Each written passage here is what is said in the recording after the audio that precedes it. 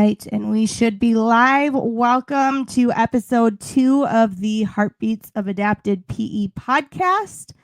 I am your host, Jen Hebink. Thank you so much for joining us today. I teach adapted PE full-time in a city that's a rural city about 40 minutes outside of Minneapolis, and I just love what we do, and I think we are better connected together, and so that's why I started this podcast. And for today, for my listeners, what I want to share with you is that we have a guest from Minnesota who I'll introduce in a little bit, but we call adapted PE DAPE in Minnesota, and so it is short for Developmental Adapted Physical Education. And in Minnesota, that's how we talk adapted PE. So we are going to be using DAPE a lot in this podcast, especially with my guest. So just wanted to give you a quick heads up on that, and you'll see that in my little headshot there. So what I want to share with you is our mission is to inspire, connect, and amplify adapted PE teacher voices for those who support all students. And so I want to jump in here and come next to, well, that's too small. Let me shift that a little bit. There we go. Now you can see me. But we have this vision for this podcast that we want to celebrate the heart and the beat of being adapted PE teachers and supporting all students. The heart, when we talk about the heart, it's sitting around a big comfy couch, or in Minnesota at MinDape at the bonfire and just sharing stories about what it's like to be a teacher, teaching adapted PE or DAPE in Minnesota. And we also want to talk about the beat behind our lives, the daily rhythm. And so this is our essential field. And so when you put that together, you get the heartbeat. And I just think that's so important that you guys hear the vision and the mission behind this adapted PE podcast. And so we're here to connect and inspire and amplify, and we're ready to share our heart with you all, the heart and the beat. So going forward, I want to share that this is a not-for-profit podcast that will be released one time per month. And that gives me as a teacher a little bit of flexibility to kind of do a little research, but also kind of set my own schedule. And I need to give a giant shout out to Pam at Fit and Fun Playscapes.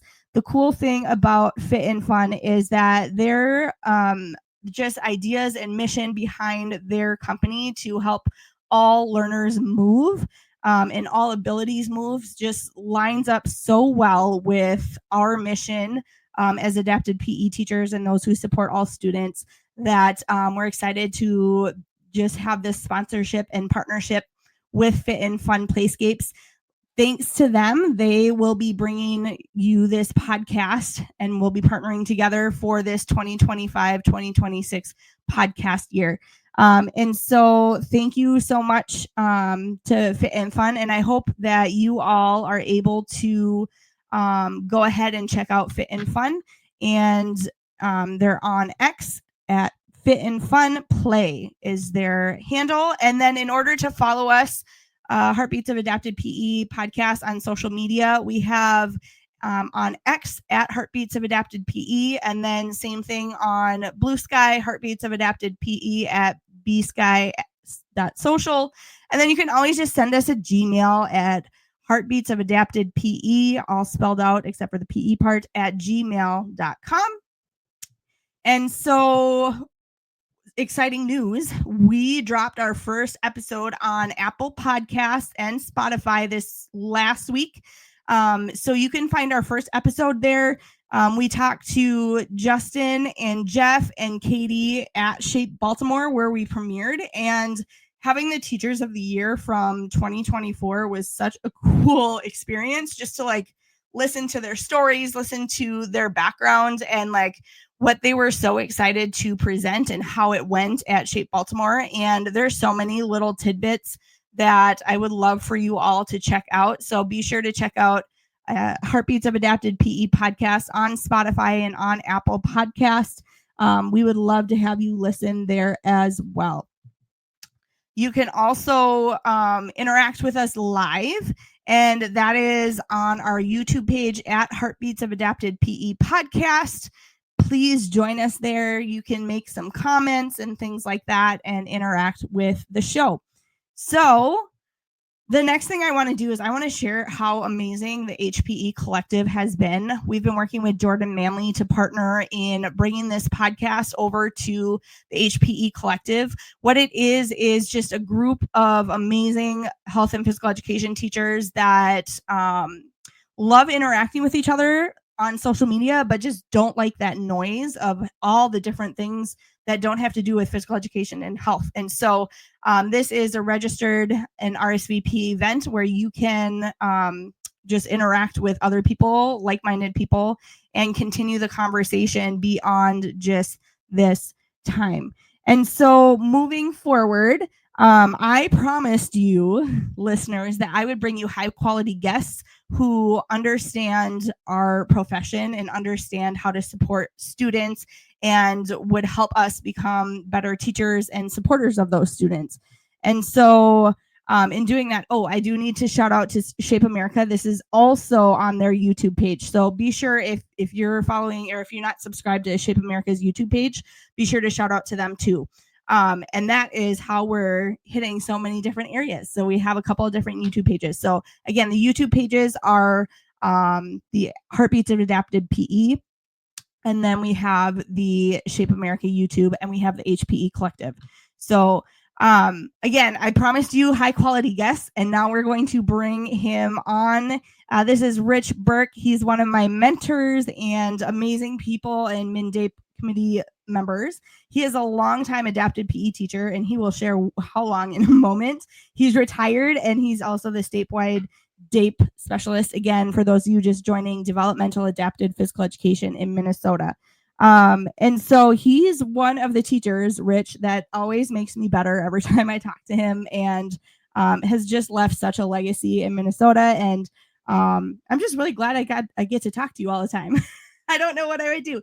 So, Rich, welcome to the show. Can you share a little bit about your background and how long you've been teaching and all that stuff? I'm going to split the screen here, and now we can talk like this. Look at that. Go ahead. Sure. My first teaching job was in 1979 in a small school district just outside of Minot, North Dakota. And it became very evident to me in my first 2 or 3 years that I wanted to work with students with disabilities. And so that meant for me not really having those opportunities in North Dakota as I came to the Twin Cities and did my master's degree at the University of Minnesota, and had the great honor and privilege of being with, I think, one of the great mentors in adaptive PE, Dr. Alan Burton, at the university. At the time, there wasn't a lot of age difference between Alan and I, and we ended up joining the state leadership committee, MINDAPE, about the same time. I think maybe I was just a little bit ahead of Dr. Burton, but we would often ride to meetings together and talk about just all kinds of topics and how being better teachers would impact the lives of our students and their families. And that's always been priority one. So I've been lucky to have so many great mentors in my life, that so many people that have made impact. And you and I have talked about this a lot, Jen. It's about sometimes, when you maybe get a little too much full of yourself, and it really isn't about that. It's about having connections with folks that help fill up your tank. And because that way you're better able to do your job, and that you are going to be able to do the same for others. And that's really what it's all about, is sharing those great experiences with others in our, what better profession can you be part of than adapted PE? You get the chance to work with students who honestly appreciate you and need you. Sometimes it's a little tough to justify their behaviors, but you know what? It's life. And so I think my first MNDAPE conference was when I was at the university going to grad school. It was in 1984. Ooh. And so and we'll talk about this later, but as we approach the 50th annual this year, I've been a part of that for a long time. I joined the committee shortly after that, 1988, I think it was. I was asked to join as a member, at-large member, and then my teaching career in Mounds View that was over 30 years in adapted PE.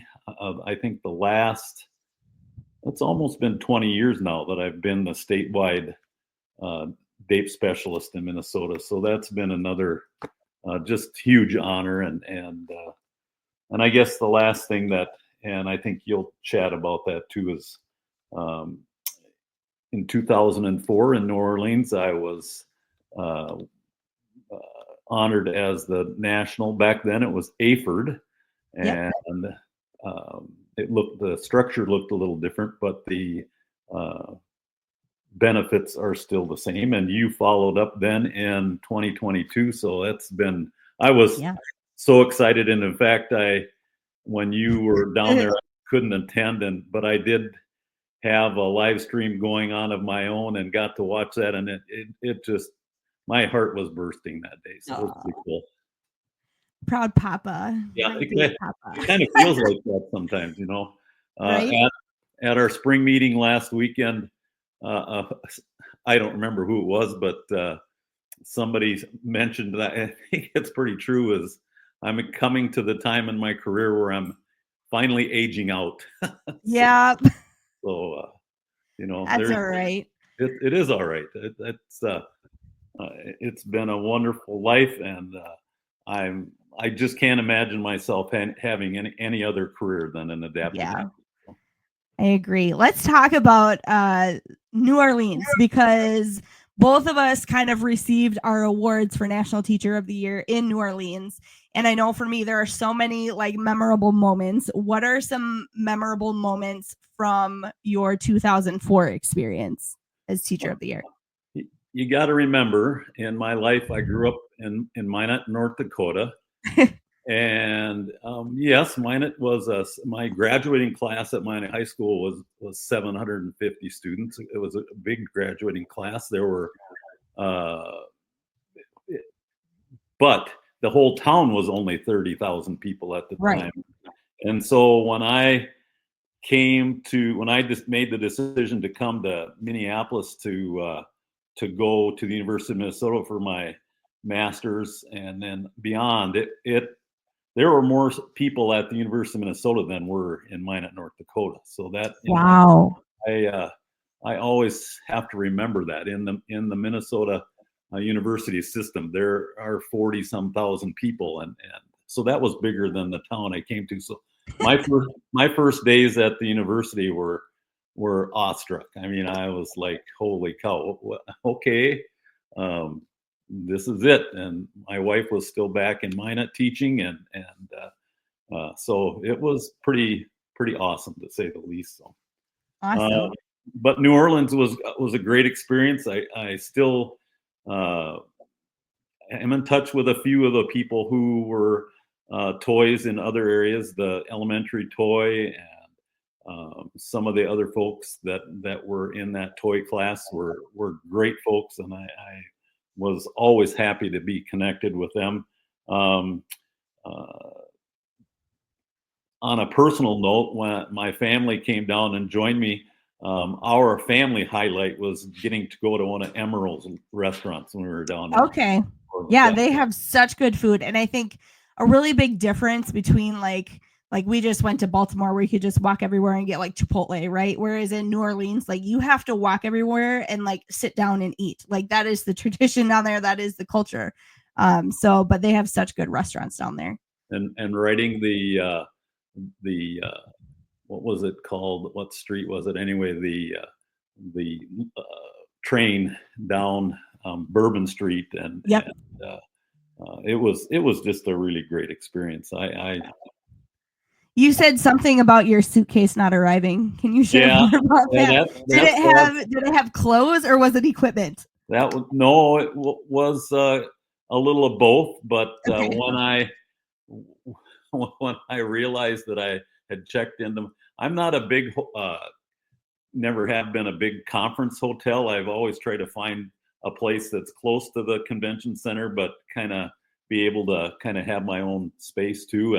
And that time when I got to the airport, when I arrived and was ready to start doing my thing, and no suitcase, and it didn't come for 2.5 days. So I literally wore the slacks and polo shirt and a sweater for 2 days. So I was, that was part of the deal. So, I bet you were excited to see your suitcase. Yeah. When it got there. It came about the same time as my family did. So that was pretty cool. My husband, I will always remember this because he got off the airplane and then like tried to speed as fast as he could to the convention center because it was like the night that we were doing awards, and it was literally like 45 minutes. He walked in and sat down, and 45 minutes later they were announcing. And so if he had like any delays, right, it would have not turned out well. But I was so glad my mom was there. My mom went to college at St. Cloud State and was going to do adapted PE. But she did her student teaching, was like, this is not for me. And like, good for her for like not knowing. But I feel like she was kind of living through me for a little bit. She's like, this could have been me, So it was fun to have her there, and she just kind of enjoyed the city too. So yeah, it was always nice to have family there. I've had a great pleasure to meet your parent, both of your parents, and your family, Jen, and they certainly, I can see where you get your love for teaching and adapted PE from them. So, well, thank you. All right, so here is the meat of the podcast. We're going to ask Rich about some of the myths that kind of float around in our profession. And we're going to have some good conversations, I think, about kind of the realities and how to kind of advocate, I think, sometimes for some of the needs that come up. So, Rich, our first kind of myth I want to talk about is sometimes adapted PE teachers are on their own islands. What would you say to someone who feels kind of alone? I am very sensitive to that because we have a number of adapted PE teachers who, number one, in Minnesota, they come from very rural areas in Minnesota. Even folks who are in a bigger populated area, metro, they certainly are probably the only adapted PE teacher in their building a lot of times, and sometimes in several buildings, if they're full-time adapted PE teachers. And I think it would be easy for them to kind of get discouraged because there isn't a lot of chances to collaborate with other adapted PE people. And I think that's been the job of MnDAPE and the Minnesota DAPE Leadership Committee to really make people feel that, hey, we're all in this together, and we try to do everything we can as far as our state conference and DAPE in your backyard and our Facebook users group and the emails that we send out, so that people, that doesn't happen. We want you to be part of the bigger community. We want you to have the opportunity to ask questions, and we try to give folks as many opportunities for that. In this day and age, that's one of the really big differences between now and when I started teaching. Is it's much easier to communicate with people. You don't have to be face to face to share some experiences or ask questions or what worked for you. And oh man, I'm excited. Can you tell me more about that? And I truly get excited when I hear people putting all the communication to good use and to come up with ideas on their own. And the one thing in Minnesota, and I think in the entire country as far as adapted PE, people are so willing to share. I just have never run into folks that weren't, yes, they were trying to make a name for themselves, but that was probably because of the way, sometimes professors have to document things. And Yep. but I've never felt like kind of a backseat driver. It's always been, we're all in this together, and let's just keep pushing it forward. So yeah, I agree with you. With being Teachers of the Year and everything, I was able to travel to NAPEC, which is the National Adapted PE Conference, and I felt like I was sitting with Minnesota people instead of being at camp, which we'll talk about for our conference, it was at a hotel with a pool, but we were all like, it's the same like sharing of wisdom and just caring about our profession and our students. And I just think like the more that we can connect together, which is what this podcast is trying to do, the more that we become better teachers and not islands on our own.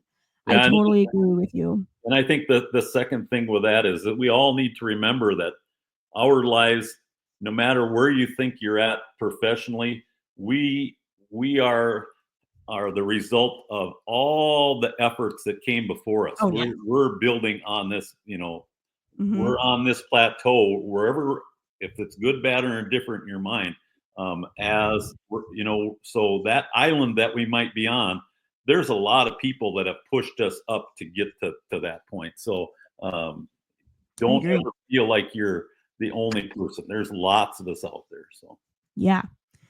So moving on from the feeling like an island, what do you feel when people who don't know DAPE and who we are and what we do say adapted PE is a related service? Does that make your blood boil?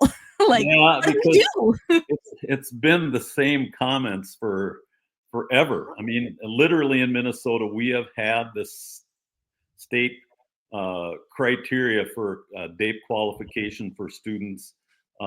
Has not changed since the early 80s. And when it did change, it was just because some of the other categorical disability language changed, so but how we qualify students in Minnesota for DAPE service and whether we can serve them or not has been the same. And I think sometimes when economy or whatever is driving districts to make these decisions, instead of using data-driven decision making, I think sometimes crunch time is that they want to say certain things that aren't true. And that's one thing that, in federal rule, adapted PE is the only direct service that's specifically mentioned in federal rule. So, and that's been there since 1976. So that's, we're part of the group. And in Minnesota, we have one of the departments in special ed at Minnesota Department of Ed is the Division of Assistance and Compliance here in Minnesota. And they put out occasionally statements or letters to the field, and so it's kind of like Q&As is how they deal with questions from the field, and they've always answered this. But as recently as 2022, they answered it again. And what are related services? Related services are defined as transportation and such developmental corrective or other support services as required to assist a child with a disability to benefit from special education. And then the second one goes on, related services include speech language pathology, audiology service, interpretive services, psychological, physical, and occupational therapy, which sometimes that's where we get lumped into, but it doesn't say DAPE, it says physical and occupational therapy, recreation, including therapeutic rec, early identification and assessment of disabilities in children, counseling services, mobility orientation, medical services. So the whole list of things that it lists specifically what are related service. And we've never been included in a statement like that. So, and the thing that really in Minnesota sets us apart is that all of these related service don't have state mandated criteria. In Minnesota, we have 3525.1352, which sometimes pops into my head in the middle of the night after all these years. But that's the one that says it is a state mandated service, and if a student qualifies under our criteria, they must receive DAPE or adapted PE services. So yes. So when someone says adapted PE is a related service, you can advocate and educate. yeah, Right. We always say that advocacy is education. And also when we know better, we do better. And so for our admin who maybe don't know, like I've had to maybe speak up a little bit about that too. And so now we're all clear and it works really well. So and we always keep those clarifications on our mndape.org website for resources for people, because sometimes, especially when you're an early service or newer adapted PE teacher, or sometimes it's maybe a very small part of your job, you don't have resources to keep you up to date on things. So that's one thing that I think we've done very good in Minnesota, is keeping all those resources readily available for all of our adapted PE service, as well as administrative. Anybody can access. Anybody can access. That's wonderful. Parents, you bet. Yep, anybody can access. And so when we adapted PE teachers are writing goals, again, we're the ones writing the goals for those gross motor skills and any kind of needs that come up. We have this thing that I highlighted on here. DAPE is a SPED service, which is what you were talking about. Can you talk like little tiny bit more about how that kind of gets mixed up? What is the myth that people believe about DAPE not being a SPED service? Well, it really goes back to a related service relates to a special education service. So we have the criteria in the whole idea of due process. We have a lot of discussions amongst the DAPE Leadership Committee, and due process is exactly what it says. It's the process that's due to a student to make sure that you are documenting all of the steps critical to best serve, so that their services are least restrictive and they're free and appropriate. So, we talk about it. It all starts in Minnesota with our criteria, but it could be in any state, even if you don't have state mandated criteria. You have to start with an evaluation, or actually you start with a referral, where somebody on your team or in your buildings thinks that a student probably has needs that need to be covered in adapted PE. And so when you start with those evaluations in Minnesota, we really have three types now. We have initial, we have a 3-year, which is mandated here in Minnesota. Sometimes in other states, it's a different timeline. But as of last year, we, from the legislature, we have a directive now that we can do standalone assessments. Which is such an awesome move. Right. Before, we always had to be part of a, the comprehensive assessment. And now, so that students don't get forgot about in between those 3-year cycles, sometimes it's really hard for a district to, see the benefit in having those resources in between what they've already done. That now the state legislature has directed DAPE and nobody else. This was something that we have unique to any other special ed service in Minnesota. We can do standalone services where we can get a student into service, because that's the whole point of special ed. You bring a student in as quickly and only as far as you need to help support them be successful, and with the entire goal that you're going to get them out into a more typical setting as quickly and successfully as possible. So that is, and then from that assessment, we document a present level of performance, which drives then a needs statement. Where are the students' needs at?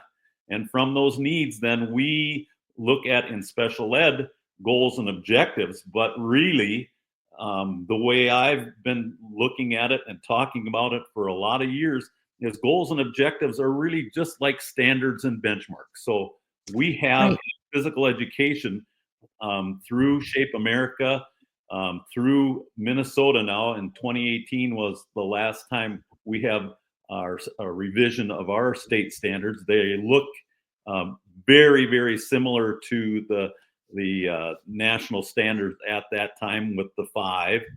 We're in between review cycles, so we'll probably be using those in Minnesota for another couple of years. But that to me is the most exciting. One of the things that's really excited me is having standards and thinking about that in the terms of how we serve kids who qualify in special education. Is it gives us a kind of a checks and balances too. Are we keeping pace with what a student needs, not just having fun and being the class that everybody likes to come to? We really have to have some ownership of helping those students grow too. And I think that's what standards and benchmarks do better than any other thing. There's been over the years some really great curriculums, and people have really done some wonderful jobs with that. But it really goes back to standards. Where are typical students at, and what do we need to do to help our students work towards those? Right. And you know, when I first came in, I just remember some of my professors talking about, like, when you're going through your eval, it's about figuring out what needs to be fixed, and you need to fix it. And it's really not like that. Like, it's so much more into, like, what is the general physical education? What are they learning? What are the standards, benchmarks? What are they learning? And how can you write their IEP and their goal in a way that will help meet the needs, so that they will be supported moving into the least restrictive environment with those standard-based IEPs. And I feel like that has been such a big shift in, like, where I have written my stuff from, and I still sometimes struggle with it because it's really a shift. If you haven't learned about the medical model of disability and the environmental, or in the medical model and the environment social model, that's where I'm going. Medical model, social model. It's the difference between fixing what's broken, and that's what, you know, when we're trying to get kids without using standard-based IEPs, that's kind of what you're looking at. Whereas the environment, and it's the environment doing the disabling rather than the kid being, you know, broken, which is what it used to be. So I think this is a really great way to look at it.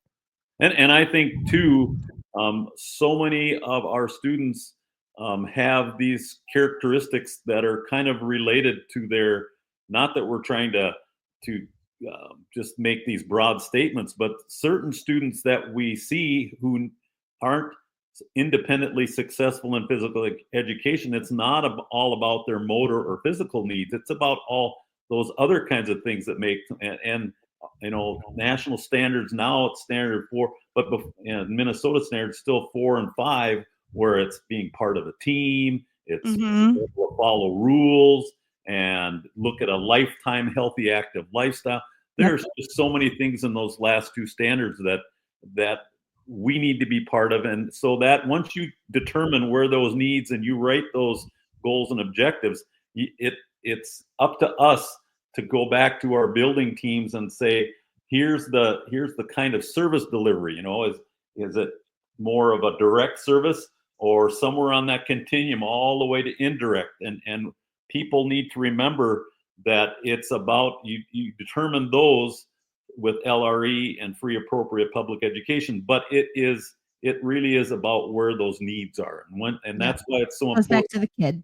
Exactly. It's not back to the kid, putting them into a program or another class. Our students don't need any more labels. That they just don't need that. They need, we need to think about them as individual students. Yeah. And speaking of individuals, let's talk about our smallest individual students. What does federal law say about meeting the needs of pre-K students? Yeah, I know there's a lot of folks out there across the country that fight this battle too. And in Minnesota, we keep getting pushback, and it's all centered around, because a lot of times early childhood programs do not have general ed PE, that powers that be in the districts don't think that we need to offer adapted PE. And that's not what federal rule says. And the folks at the National Consortium had a clarification letter that's so positive. And it's about if a student qualifies for those special ed services, no matter if there's a gen ed or not, they need to receive those services.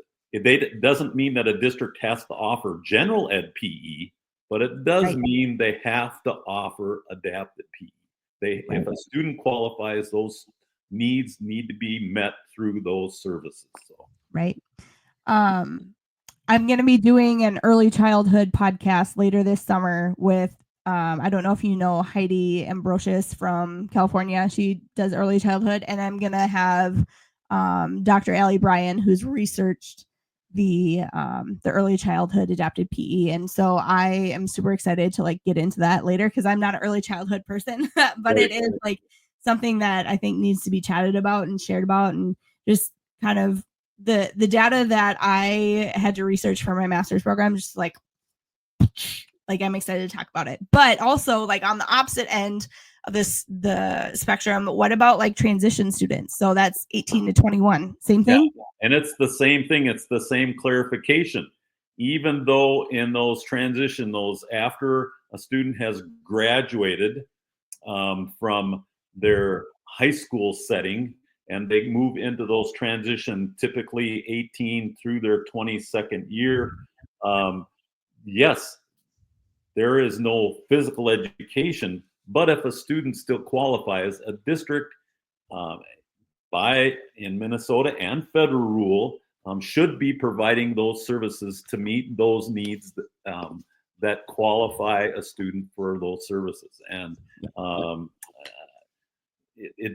that's where it gets to me. Sometimes decisions are made by age and grouping, and that's where sometimes that aging out term comes in, and it's not true. They need to process out. Yes, you can be exited from services, but that's because you've met the needs. Your present level, you're on a good track to have a fully active independent activity level as you get older into your adult life, and that's what we need to important. People, yeah, so important.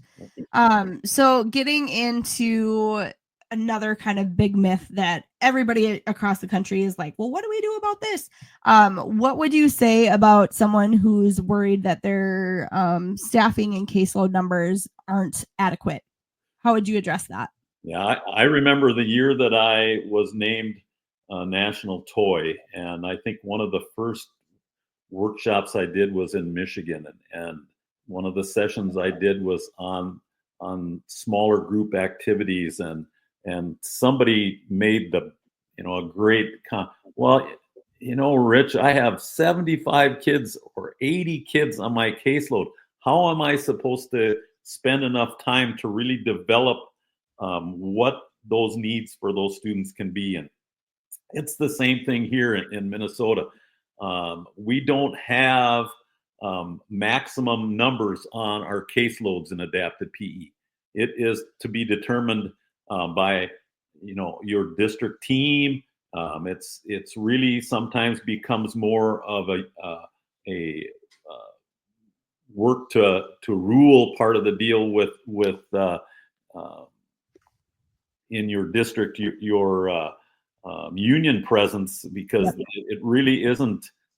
There isn't a rule or a law that limits our student loads. I think that's a better word than caseloads. Caseloads, it's so languagey based, but caseload to me kind of refers to some of those related services, where student load is, we're adapted PE teachers, and it's kind of sad, but that's the rules we play under here in Minnesota. Right. And it's so hard because no matter no matter where you go, like different districts have different, things that they go by, or if you're like traveling, or, if you're an itinerant where you're going like 7 different, like it's going to be different. So, and let alone the time that it takes for all of your due process, your paperwork to really be part of that student's team. I always liked my challenge when I had a student that was in my student load.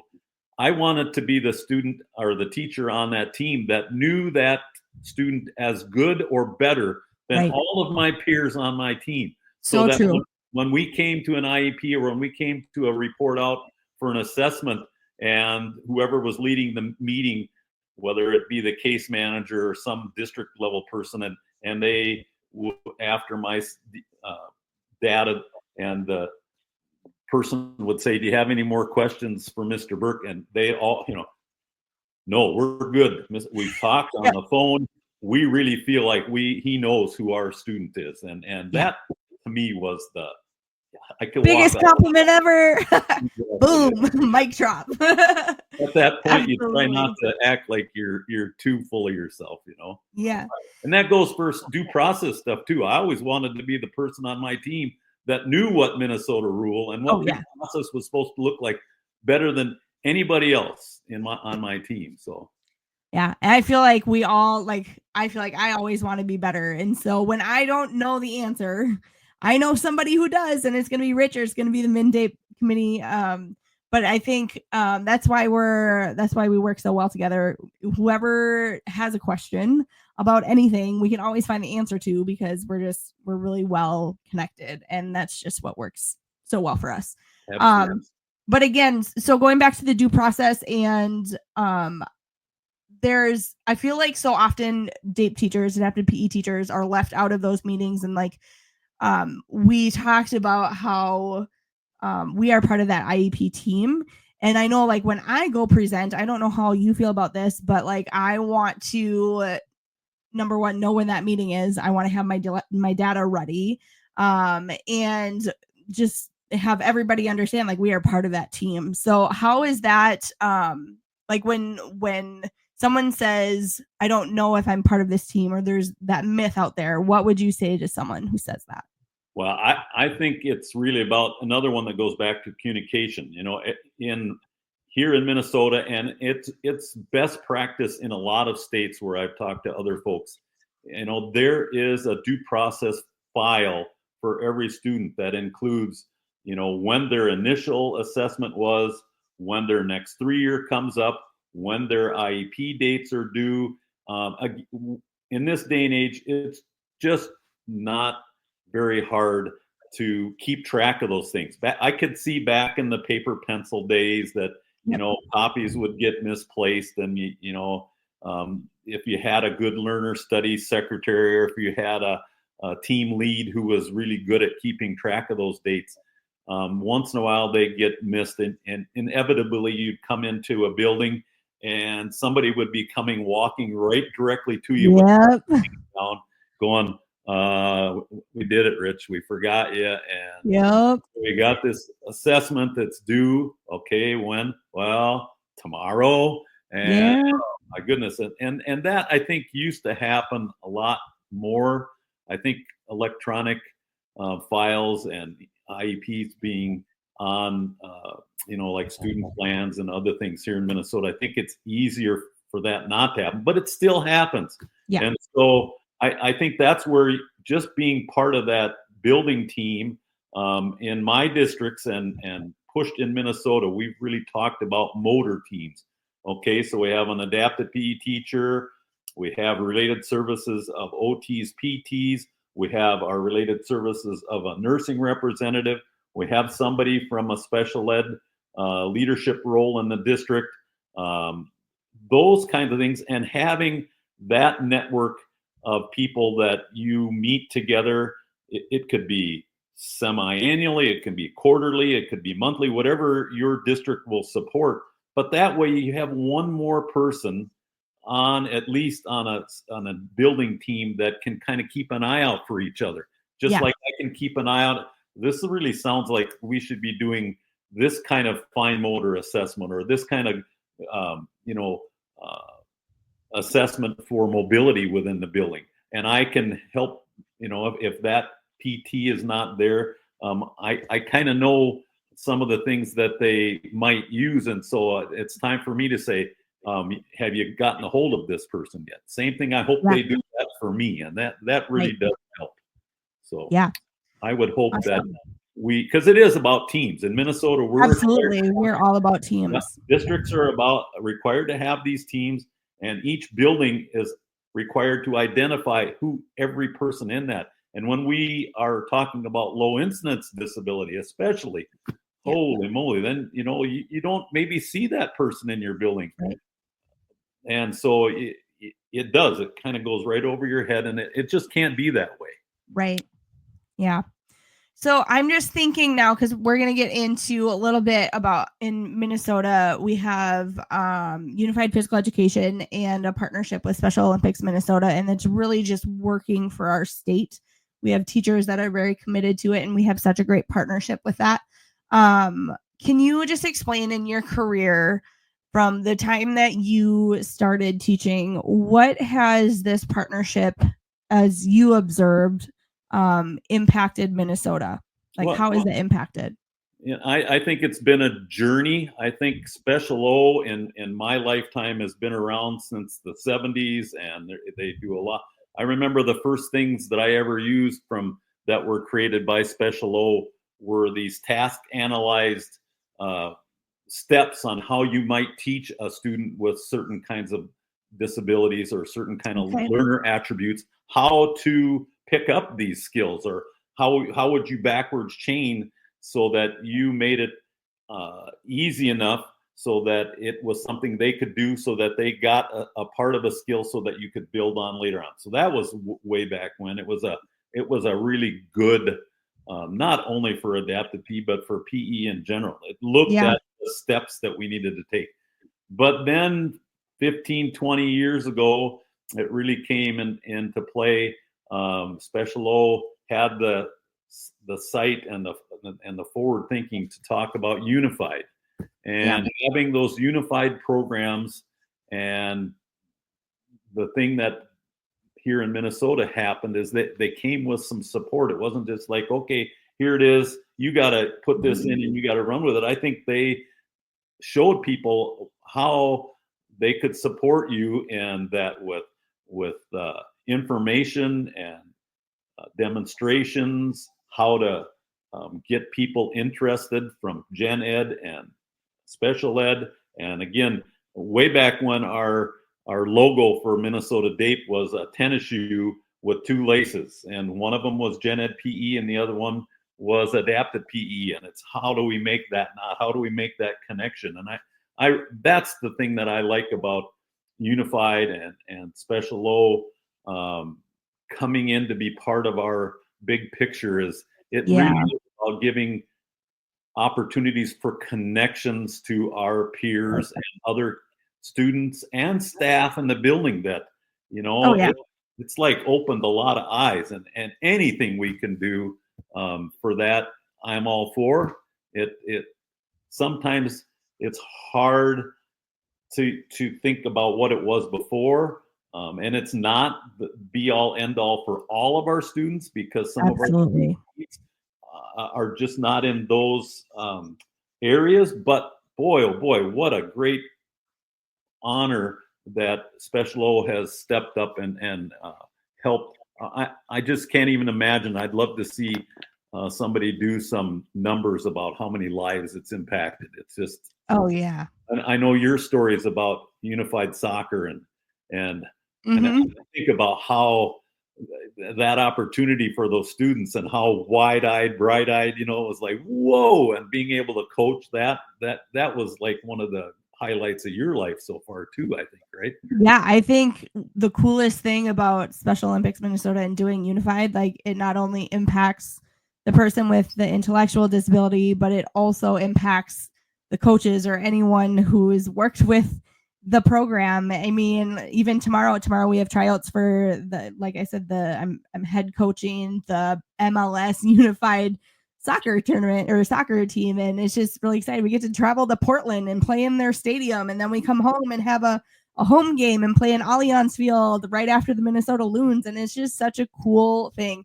I could go on and on, but I just think in the state of Minnesota right now, I feel like, yes, it's not for all students, but has it impacted so many people's lives for the better? Absolutely. And that's what it's all about. Absolutely.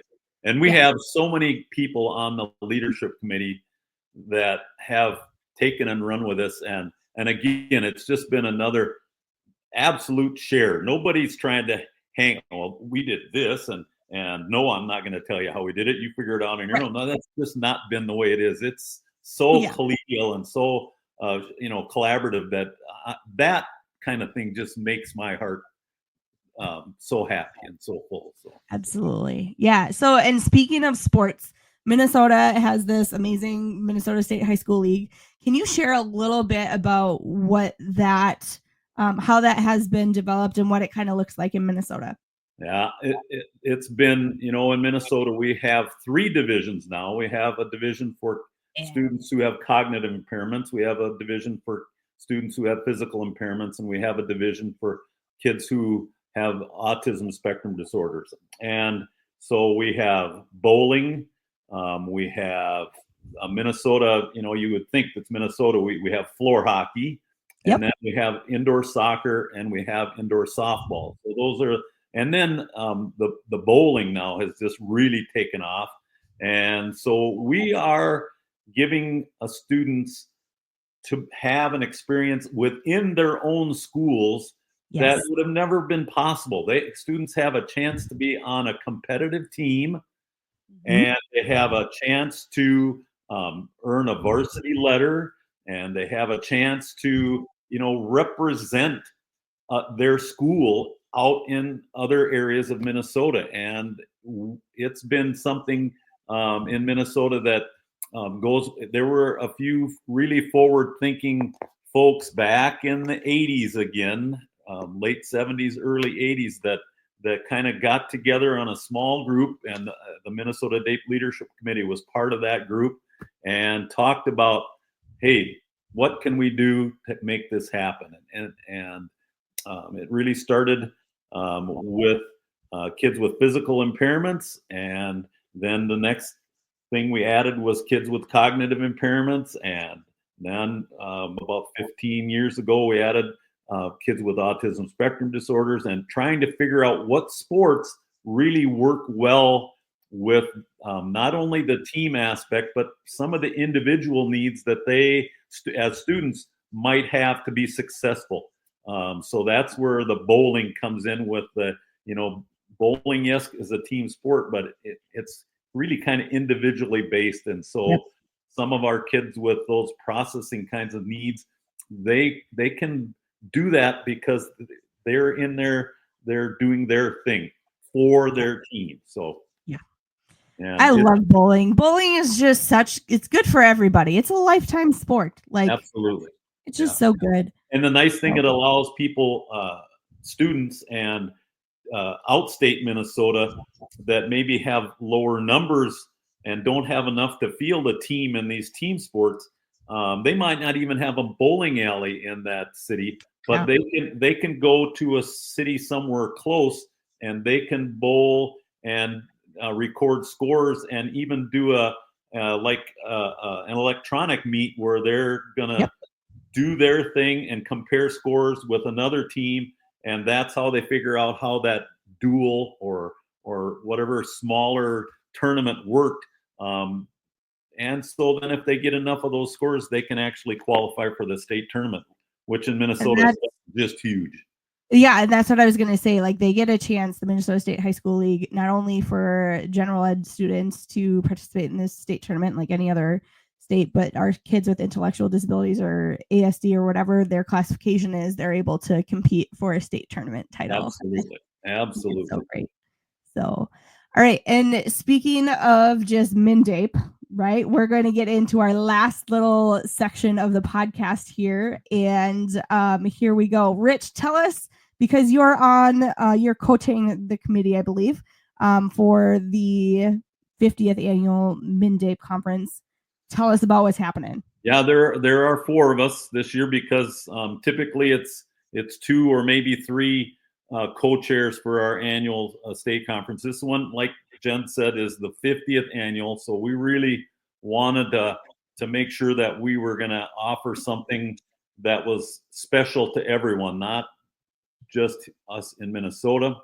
And so first of all, our theme for this year, 50 years of inclusion, innovation, and impact.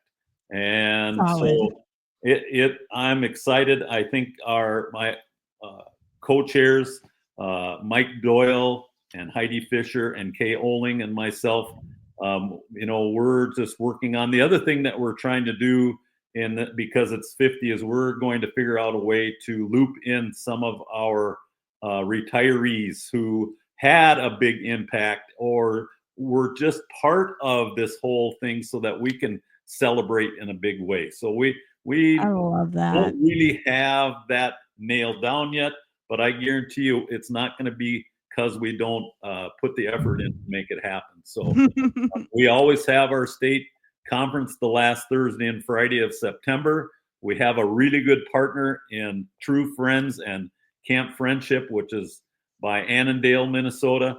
And it's on a beautiful lake setting. Jen has mentioned we do a campfire on Thursday night. We have all of our meals together at camp. We have cabins so that it's just a really good time to get together and have a chance to share and network with people who are doing the same job that you're doing. And so it's a real opportunity to network and share and grow.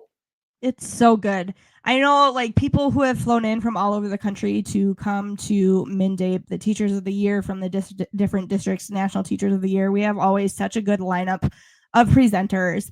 And they always say when they come to MnDAPE, it is like it feels like home. Like MnDAPE, even for us who go there every year, like every time we go, it's like, oh man, it's like we're home. We're talking to our people, we're getting to be better teachers and we're learning so much. But the people who fly in from out of state, they will always say, man, this is just such a good conference.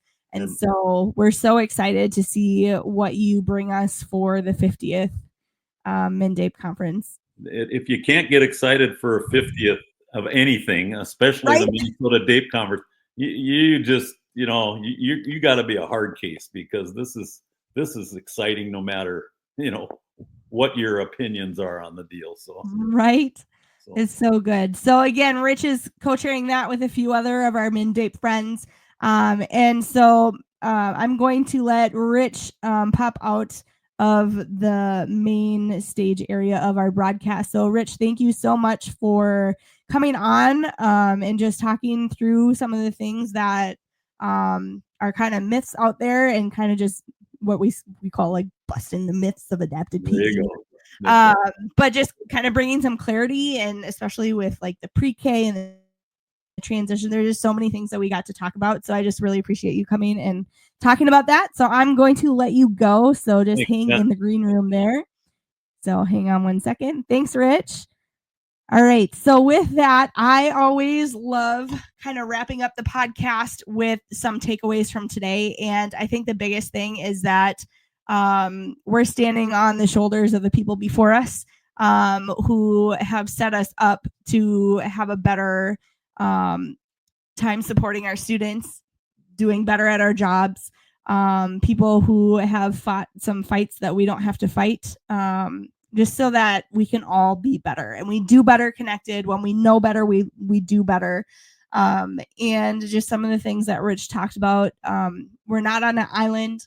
We are part of a team. We write our goals. And sometimes you do need to go back and talk to your special education coordinator, director about some of those questions. And sometimes we do have to advocate for what the law says for our students and for our profession. And so I'm just really appreciative of all that Rich has said.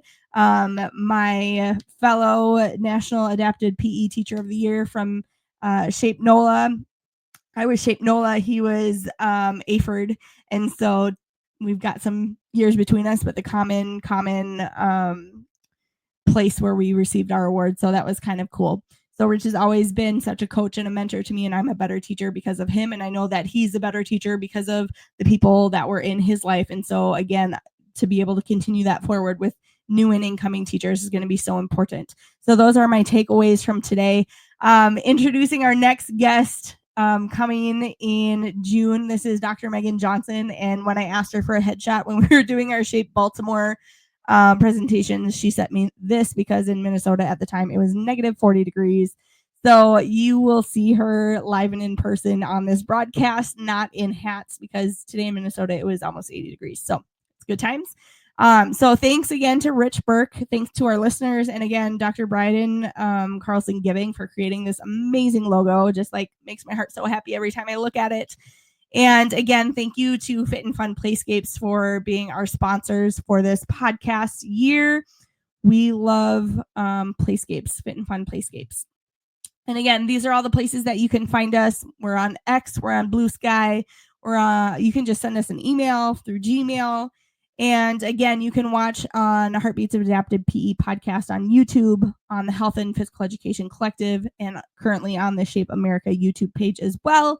So 3 places to watch. Again, we're going to drop this episode on Spotify and Apple Podcasts, but there's always episode 1 that you can catch there if you missed that. And I just want to say thank you so much for joining us today. We have ended our podcast. Have an awesome, awesome week and month of May, everybody.